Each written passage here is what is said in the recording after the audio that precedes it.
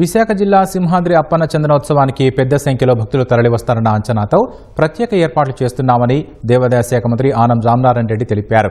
ఈ నెల 30న జరగనున్న చందనోత్సవ ఏర్పాట్లను పరిశీలించిన ఆయన ఆలయ అధికారులతో సమావేశం నిర్వహించారు. సమావేశంలో MLA Ganta Srinivasarao, TDP senior నేత అశోక్ గజపతిరాజు పాల్గొన్నారు.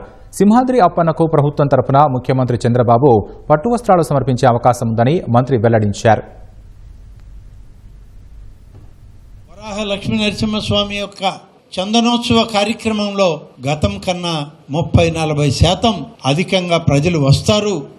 వచ్చేదానికి తగ్గ ఏర్పాట్లు మీరు చేయండి అని చెప్పి చెప్పడానికే ఇవాళ మేము చేసినటువంటి ఈ ప్రయత్నం. ఉదయం సుప్రభాత సేవతోటి ఆగమ పండితులు మొట్టమొదటిగా చందన విరూపం చేస్తూ వస్తారు.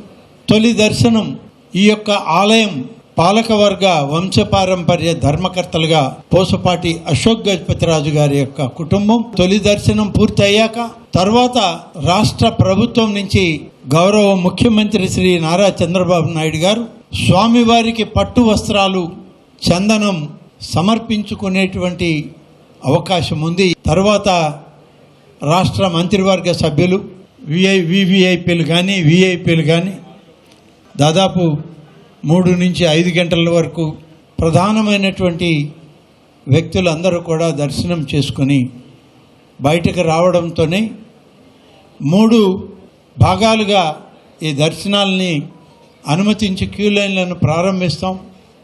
300 రూపాయల టికెట్లు కానీ అలాగే సర్వదర్శనం కానీ ఇవన్నీ ప్రత్యేకంగా ఇవ్వడం జరుగుతుంది.